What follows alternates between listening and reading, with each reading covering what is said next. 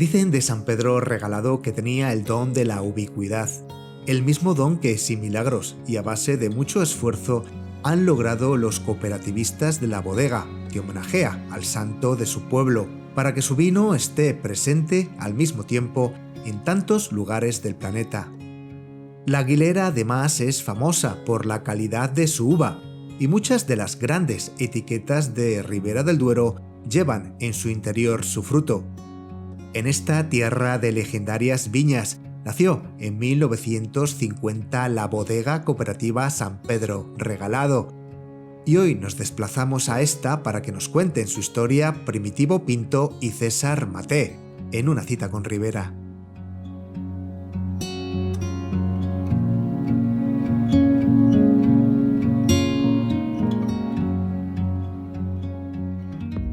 Primitivo Resa y César Maté, bienvenidos a una cita con Ribera. Muchas gracias, es un placer estar contigo. Bueno, Primitivo, sabemos que esta bodega cooperativa de San Pedro Regalado tiene ya 63 años.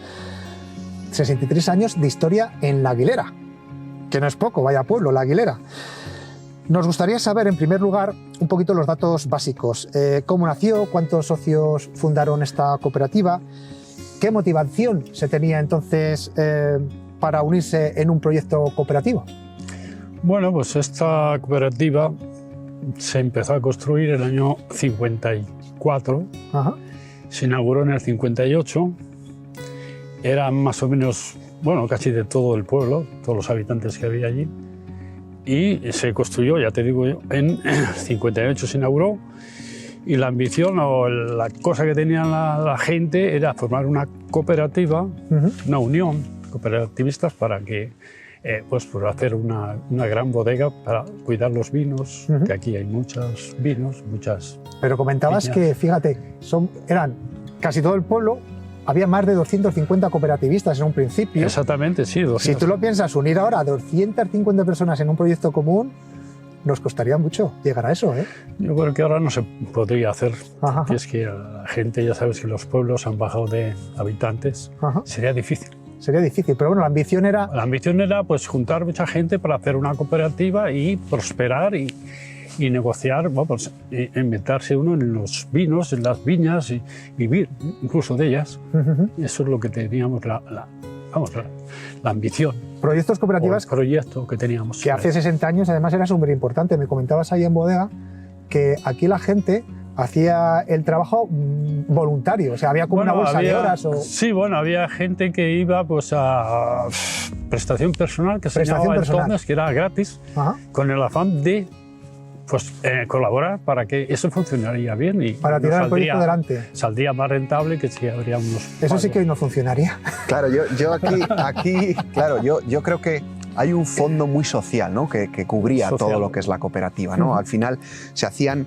Creo que el concepto económico quedaba casi siempre en un segundo plano, ¿no? En estos años de los que estamos hablando, ¿no? La gente lo que buscaba era crear valor, pero socialmente, ¿no? O sea, en la cooperativa ayudarse pues, a sus propias uvas, poder elaborárselas, casi quedar por la tarde, era todo mucho más social, ¿no? Todavía existe un bar que es el sindicato, ¿no? Que es también algo que parte también de la misma época y de tal, ¿no? El pueblo, que es de donde nació casi, ¿no? La idea esa, ¿no?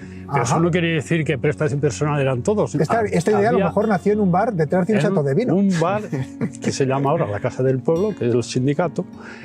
Y con eso no quiere decir que los constructores, esos tenían su sueldo, su cosa. Pero gente del pueblo, de esa casa que decimos, se prestaban voluntariamente a echar una mano, voluntariamente, para que eso funcionaría. Así fue. Y aquí estamos ahora. Funciona. Y aquí estamos ahora. Me gustaría saber si queda alguno de los fundadores de la cooperativa, Primi. Bueno, alguno de los sí, quizás, no sé, no recuerdo, pero yo creo que no. Así mi memoria dice que... Ya serán los, me imagino, hijos y nietos. Los hijos, nietos, yo creo que son los hijos los que quedan. Me comentabas que en tu caso, los fundadores, tu padre y tu tío... En mi caso, mis tíos eran todos los fundadores, los Resas eran fundadores. Pero además constructores. Constructores. parte de ellos estuvieron allí en la... ¿Tú recuerdas la construcción de la cooperativa? En la bodega estuvieron construyendo ellos, Ajá. como encargados vamos, y constructor y albañiles. ¿No? Los albañiles pues lo hacían. De entonces eran esos depósitos tan estupendos, maravillosos, que ahora todo el mundo está queriendo hacer depósitos de hormigón, parece que ha vuelto. Depósito de hormigón. Hoy se puede considerar parte del patrimonio vitivinícola que tenemos en la Ribera del Duero. Exactamente.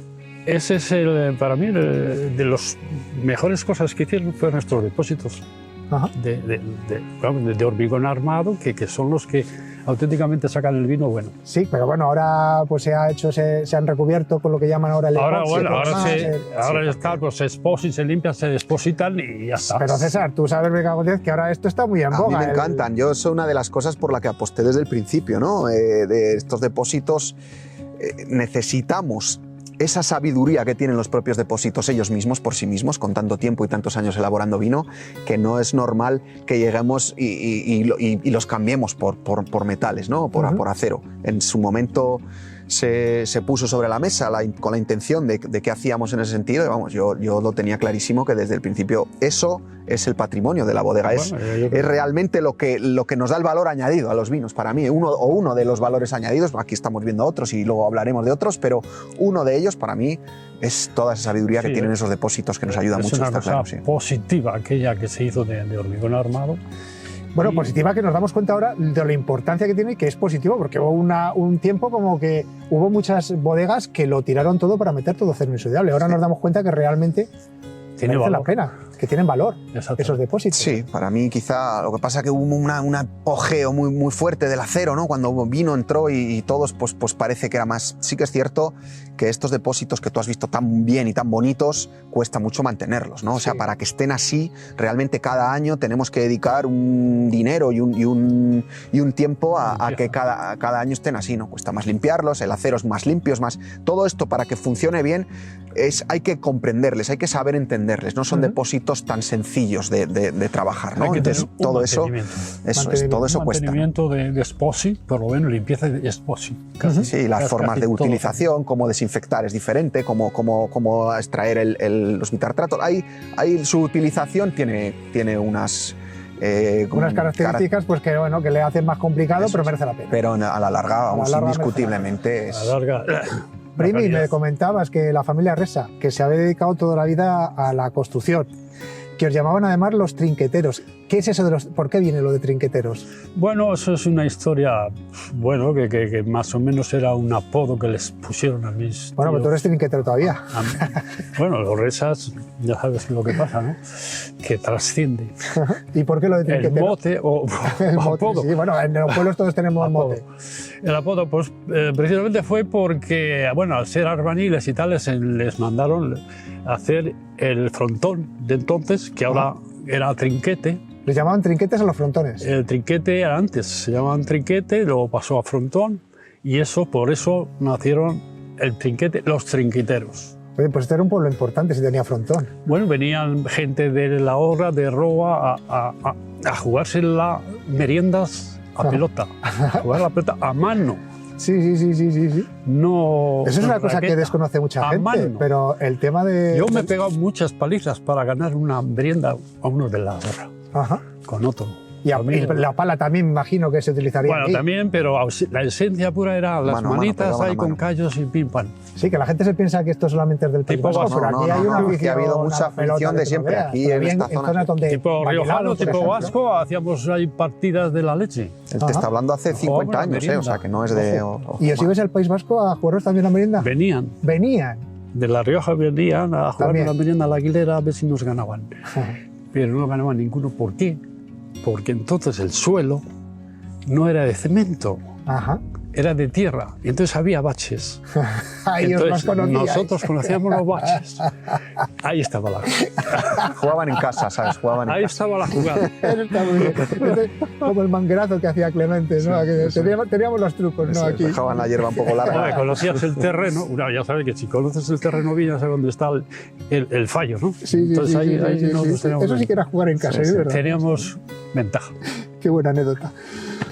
Bueno, la Aguilera es hoy reconocida por la gran calidad de la uva que se produce aquí y acumula un prestigio comparable pues, a otros pueblos de aquí de la zona, como puede ser Quitana del Pidio, como puede ser Sotillo de la Ribera, que también es una zona fabulosa. Primi, ¿tú crees que aquellos primeros cooperativistas eran realmente conscientes del tesoro que tenían aquí con su terruña? Bueno, yo creo que no, eran conscientes. Eso lo ha fabricado el tiempo, se han ido dando cuenta de que en realidad era un tesoro. Ajá. El terreno que tenemos aquí, la plantación que empezó a hacerse, bueno, que ya venía del tiempo. Uh-huh. Las viñas venían ya de... Las viñas que tenemos son de 50, 100 años algunas. Y entonces la gente se va dando cuenta, sí va dando cuenta de que... Y tiene que vir la gente joven como César para podernos hablar de este terroir, de la importancia que tenemos. Es una ayuda joven, con mentalidad joven, que claro, hay que valorar. César, háblame de este terruño. A ver, yo cuando vengo la primera vez te sorprende solo verlo, ¿no? Yo creo que es evidente. Es brutal. Creo Esa que primero la composición de los suelos. Es cierto que en esa época no se sabía exactamente, yo creo, pero la composición de los suelos, el equilibrio de la composición de los suelos es casi perfecto aquí en la Aguilera, en cuanto a arenas, arcillas, ese punto de piedra, y eso da una complejidad a los vinos, unas flores y yo siempre digo que es el jardín de la ribera porque es muy floral, tiene muchas violetas, ¿no? Y aparte, pues se ha sabido mantener este minifundio, ¿no? de este suelo que vemos, y manteniendo este viñedo viejo, sobre todo, que le da mucha personalidad también a los vinos, ¿no? Y todo esto no hay de verdad en muchas zonas que se haya podido mantener tan bien como en la Aguilera.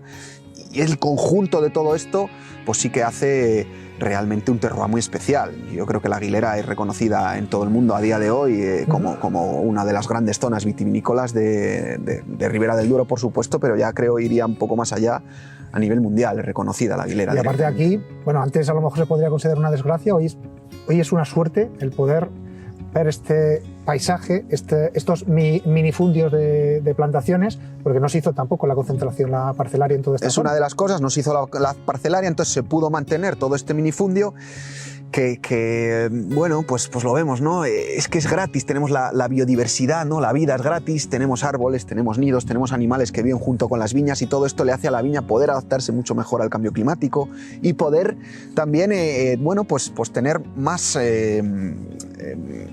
no sé cómo explicarlo, más complejidad en el total, ¿no? No es lo mismo tener una viña de 20 o 30 hectáreas que tener pequeñas viñas, que es de lo que nosotros vivimos en la cooperativa. Y con toda la diversidad que tenemos por aquí.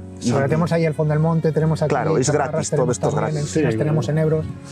Y luego me comentabas, Primi... Un paisaje muy bonito. El paisaje es impresionante. Y me encantaría que la gente, claro, es imposible, pero que lo bien que huele aquí, los aromas que tenemos, la sensación... El oxígeno que respiras aquí, más o menos donde estamos, sabes que los enebros tienen mucho oxígeno. Pero lo que sí que podemos contar a la gente, Primi, lo que sí que les podemos contar es que, por ejemplo, tenemos aquí al fondo, para que se den cuenta de cómo estos son minifundios realmente que casi va por hilos, que aquí tenemos unas que son tuyas, estas cepas de por aquí. Sí, son viñas bastante viejas, cepas, de distintos... pero por ahí tenemos ahí la del vicepresidente, ¿no? Ahí tenemos la del vicepresidente, aquí la del presidente. Las tuyas. Sí. Y luego tenemos también, ahí está de socios, esa otra es de un socio, aquella también es de otro socio. En fin, que está... Es para mí lo bonito, en realidad.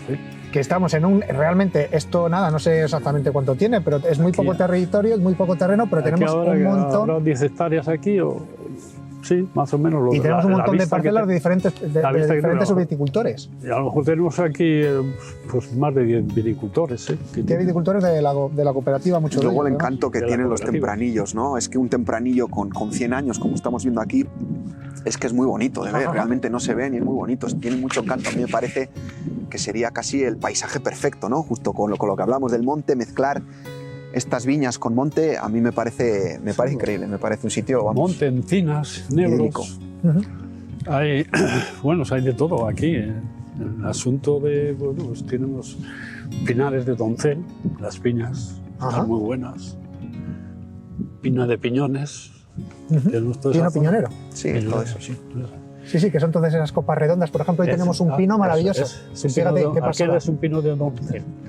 Y el de al lado también. No sabía que le llamáis aquí pino de Doncel. Sí. Son pinos de Doncel. Qué bueno.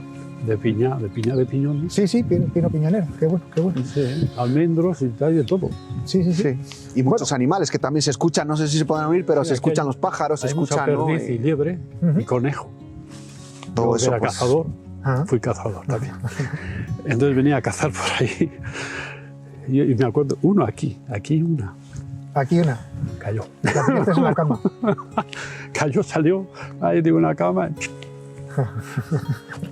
Bueno, nos gustaría también saber un poquito cómo fueron los inicios de la bodega y que me hables un poco de la trayectoria. A lo mejor entre los dos me contéis, pues nada, pues cómo fuisteis partícipes de la denominación de origen, cómo fueron esos primeros años, los anteriores a la fundación y luego los posteriores a la fundación, y qué supuso también esa entrada en la denominación de origen Ribera del Duero.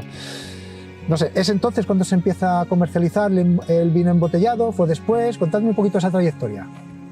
Bueno, al principio, esto, la bodega empezó a funcionar en el año 58, empezó a funcionar ahí y de momento pues se pasó a los lagares antiguos a meterlo en la cooperativa.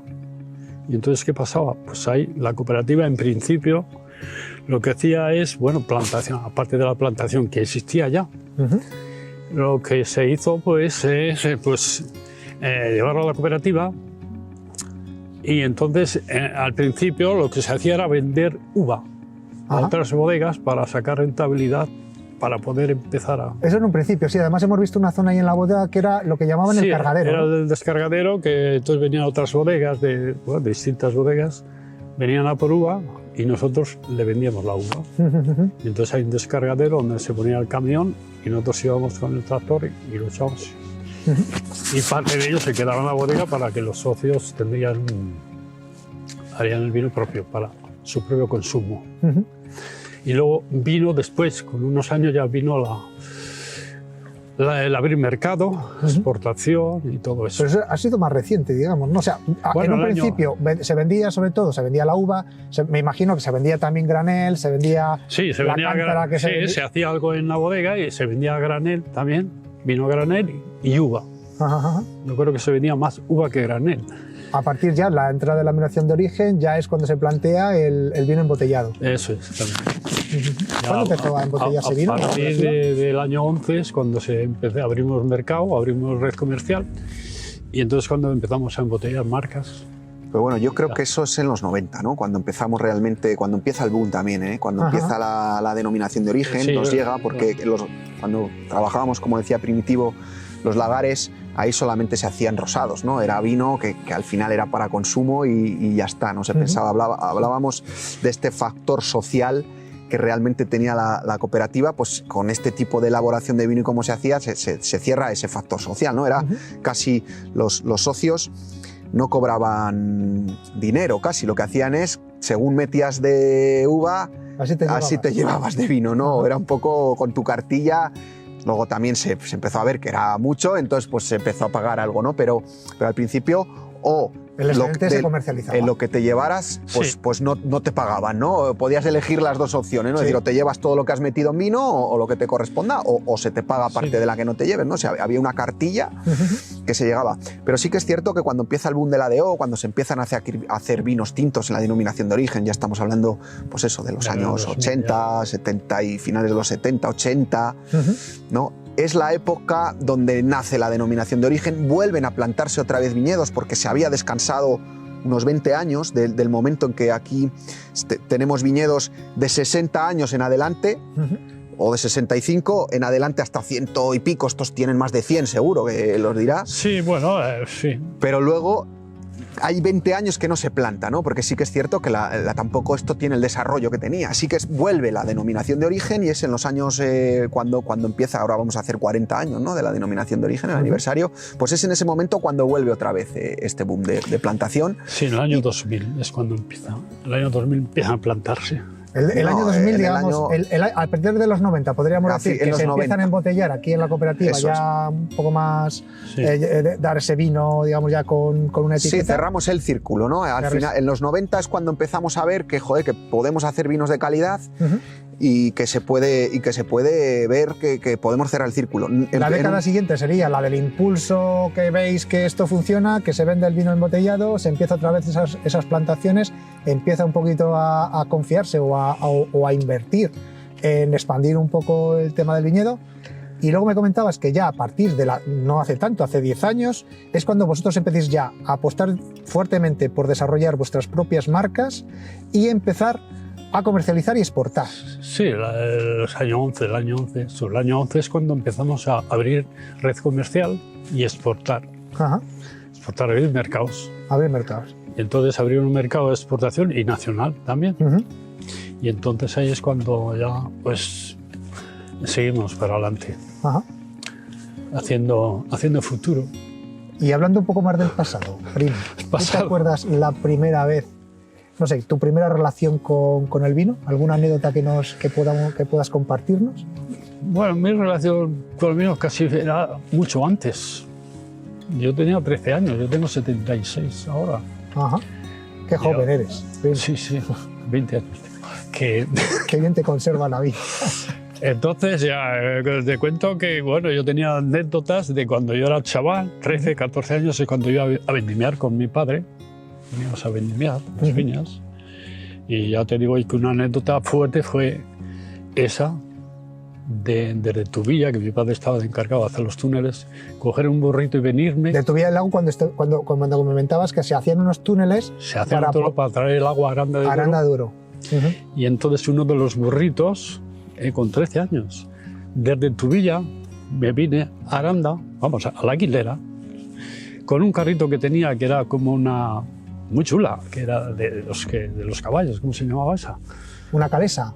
Sí, era de uno solo, y con 3 o 4 cestos, un chaval de 13 años ir a vendimiar y luego coger, vendimiarlo e ir al lagar, a descargarlo. Ajá. Que entonces había un peso de balance ahí muy raro. Ajá. Que te pesaban los cestos y tú les tenías que empujar para que salieran al lagar. Ajá. Esa fue la primera duda que tú tienes en vendimia. De las cosas primeras que yo me acuerdo, yo tenía 13, 14 años, que es cuando más te ¿Y tú te acuerdas del primer jarrillo que tomaste? Bueno, pues también había bodegas muy majas, entonces ¿sí? Como chaval te metías ahí, veías a la gente que iba con una, ¿cómo se llamaba esa? Que trasladaban de una bodega a otra los con pellejos. Un pellejo que lo llevaban en la espalda, la gente iba a descargarlo a la barrica de madera, que eran de 400 litros o 4.000, bueno, sí, 400 litros. Esas de castaño que había entonces. Y entonces, pues como chaval ibas detrás y estaba el jarrito allí. Ajá. Entonces te echabas un lingote. Para refrescar un poco, ¿no? Bueno, sí.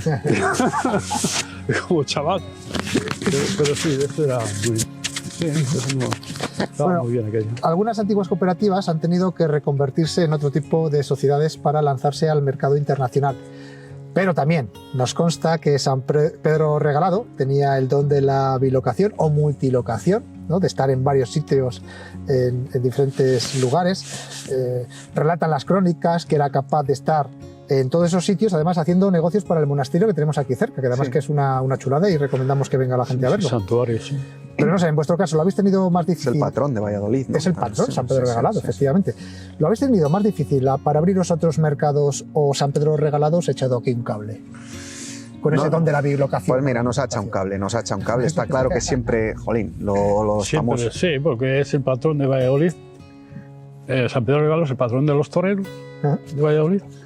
Entonces, por circunstancias y tal, repercuten en la bodega. Entonces, si encima se llama San Pedro Regalado, pues tiene algo de esencia que te ayuda, ¿no? Pero te ayuda mucho porque me comentabais antes que desde hace 10 años estáis ya en un montón de mercados internacionales y vuestro peso en exportación es importantísimo. Sí, empezamos a partir del año 11, ya estuvimos ya con varios países.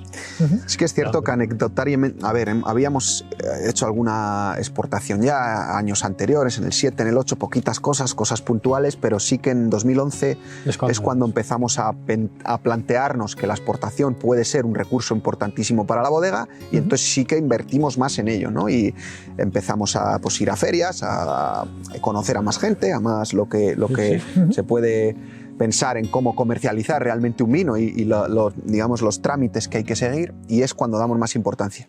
La primera, fíjate que es curioso, ¿no? Pero la primera exportación que se hace en Estados Unidos con un cliente que a día de hoy sigue siendo cliente nuestro. Muchos de aquellos clientes iniciales que cogimos, ¿no? Eso a mí me satisface mucho porque hemos fidelizado a mucha gente, ¿no? Importadores importantes de otros países que siguen confiando en nosotros. Porque esto no es muy habitual, a veces en los vinos hay muchas marcas nuevas que salen, ¿no?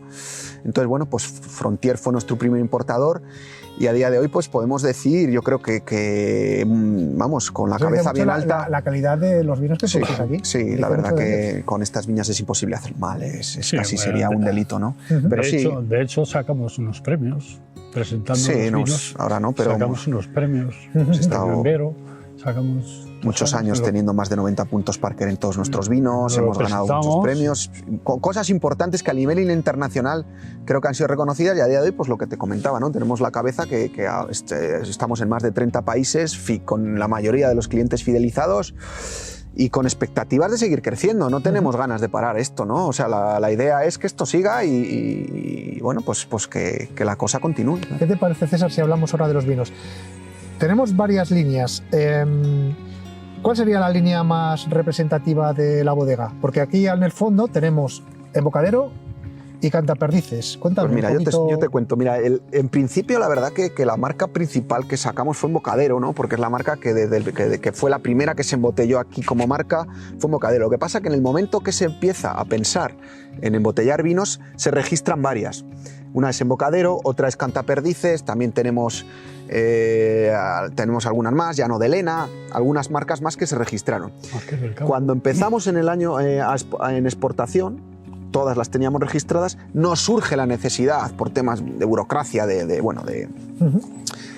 por temas legales, de aprovechar otras marcas, ¿no? Y es cuando empieza a tomar forma Cantaperdices, pero fíjate qué casualidades de la vida, o cómo no, que nosotros queremos utilizar tanto Cantaperdices como Embocadero para España y para la exportación.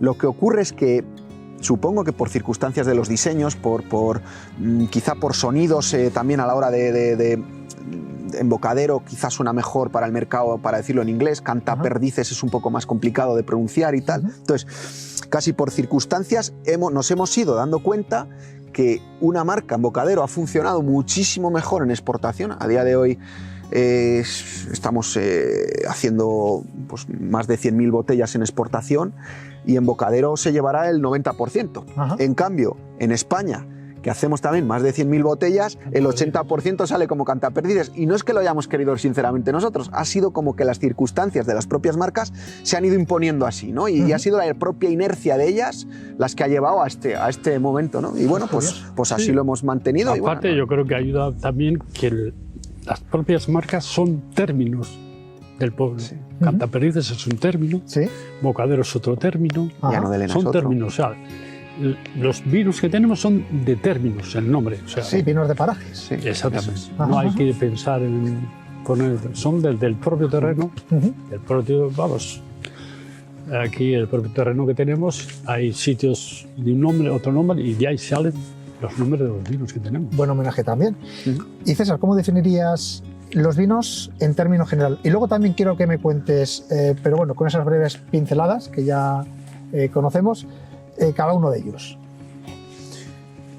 Pues bueno, la gama Embocadero, al darnos cuenta que va un poco más en exportación, sí que ahí lo que queremos hacer es un vino quizá un poquito más, con más volumen, no tan vertical, algo más de tensión, y buscamos que sea más adaptable a los mercados donde nos podemos adaptar, ¿no? Entonces, yo creo que es más clásico quizá el Embocadero. Utilizamos viñedos de zonas quizá más arcillosas, porque luego son suelos muy jóvenes y sí que podemos ver también la diversidad de suelos. Pues utilizamos quizá zonas más arcillosas, zonas que nos dé un poquito más esa estructura, ¿no? En cambio, Cantaperdices, con el mercado nacional, hemos intentado que fuese un poquito más fresco, algo más ligero, ¿no? Algo que la barrica no marcase tanto. Quizá en Embocadero marcamos un poquito más con la barrica, está un poco más tiempo metido en barrica. Cantaperdices lo sacamos antes y también usamos barricas un poquito menos tostadas, más seca la madera. Bueno, hemos adaptado muy bien casi los vinos a los mercados, aunque también te tengo que decir que hay gente que le gusta mucho en España el Embocadero y lo consume, ¿no? Aquí lo que tenemos es una línea que sería una línea más clásica de Ribera y luego una línea más actual. Un poquito más actual, con un poquito de más frescura, más fluidez, que eso nos ayuda en cuanto a cantaperdices. Y luego en general las etiquetas me imagino que también son un poco las clásicas, ¿no? Tenemos rosados, que no lo tenemos aquí, pero tenemos joven, tenemos también roble, sí, crianza, sí, reserva. hemos hecho aparte de esto, en cada modalidad de los vinos hacemos un vino. Por ejemplo, aquí podemos ver en el embocadero tenemos el crianza, que sería la botella, la bordelesa, y en el cantaperdices, por ejemplo, llamamos cantaperdices al roble, que se podría decir, al de la botella Borgoña, pero luego tenemos el cantaperdices 17, que en este caso le llamamos 17 pues por los meses que permanece en barrica, ¿no? O sea, quiere decir que sí, es un poco que hacemos jóvenes robles, crianzas, un poco en general. Ajá. Hacemos toda la gama. ¿Hay algún vino que os haya abierto algún mercado, ya sea nacional o extranjero, que no sé, que sea un poco insignia dentro de la bodega? Bueno, pues yo creo que, a ver, yo diría que el embocadero, cuando los primeros años Parker nos dio 93 puntos, ahí abrimos. Y 94 abrimos mucho mercado. Nos reconocieron que es muy complicado el concepto de sociedad en la que nos movemos, que estas revistas que marcan tanto la importancia de los vinos reconozcan unos vinos con esta puntuación, ¿no? Yo creo que ahí sí que estuvimos 6-7 años seguidos teniendo muy buenas puntuaciones, 8, y eso nos hizo despegar. Quizás son los momentos de inflexión más importantes para que la bodega despegara, ¿no? Para mí es casi la clave, ¿no? Esos años que era muy importante el obtener puntos. Eso. Ahora ya no lo necesitamos, ya quizá no es nuestro sino más importante el obtener esto, y ahora ya fidelizar a todos aquellos clientes que conseguimos, pero sí que el primer paso, cuando estás aquí escondido en la aguilera ante la competencia, es importante que alguien te ayude, ¿no? Y en este caso pues tenemos que reconocer que One Advocate, esta revista, nos ayudó bastante en encontrar importadores y para poder movernos. Sí. Qué bueno. Los vinos de esta bodega están doblemente consagrados. Hablamos antes de San Pedro Regalado, pero también por los consumidores y por la crítica, que es importante. Para finalizar, nos gustaría saber del futuro de la cooperativa. ¿Hay algún proyecto en el tintero que nos podéis adelantar? ¿O algún anhelo, Primi? Bueno, yo creo que seguir con la ilusión que tenemos en este momento, proyectarlo, la línea que seguimos últimamente, y yo creo que siguiendo la línea que tenemos últimamente, podemos llegar a algún sitio. César, ¿qué me hablas de los proyectos cooperativistas? Mira, yo lo acaba de decir Primi, pero me gustaría un poco darle más importancia, ¿no? Continuar con que la gente, el cooperativismo, confíe, ¿no? en que se puede conseguir, que estamos aquí para demostrar que no somos menos que nadie y que somos capaces de hacerlo igual de bien que los demás o incluso mejor, porque lo que tenemos es eso, y las ganas que tenemos de hacerlo bien son brutales, ¿no? Entonces, todo esto, para mí es la clave, ¿no? Que la gente siga confiando y que de verdad se puede conseguir, ¿no? Y que gente joven entienda que también puede entrar en el cooperativismo de verdad, ¿no? Y para mí eso es una de las claves. Y luego para mí otra, pues es que este señor, pues Primitivo Resa, también continúe, porque ha hecho una labor muy importante. Yo llevo con él de la mano más de 12 años, él como presidente y yo un poco como el encargado de la bodega y como enólogo, pues para mí ha sido muy importante esa confianza, ¿no? Creo que eso es, cuando entras a un lugar, creo que es la clave, dar confianza a la gente con la que estás trabajando, ¿no? Y para mí, Primitivo, yo quiero romper una lanza a favor aquí de él también, de lo bien que ha sabido manejar el dar confianza a la gente que está en la bodega para que realmente, sintiendo los colores, podamos desarrollar todo este trabajo que estamos desarrollando, ¿no? Y por eso... Bueno, ahí empecé yo, dando confianza a la gente que lleva la bodega. Y ese es el motivo principal para que vaya bien. Confianza con los que hay, con los que manejan. Ese es yo creo que la clave de que una bodega funcione. Si no, difícil. Pues César, Primitivo, con gente como vosotros, creo que los proyectos cooperativistas tienen futuro. Muchas gracias a los dos por habernos compartido vuestras experiencias, vuestras historias en esta cita con Ribera. Muchas gracias. Muchas gracias, Rubén. Es un placer, de verdad que es un placer. Gracias.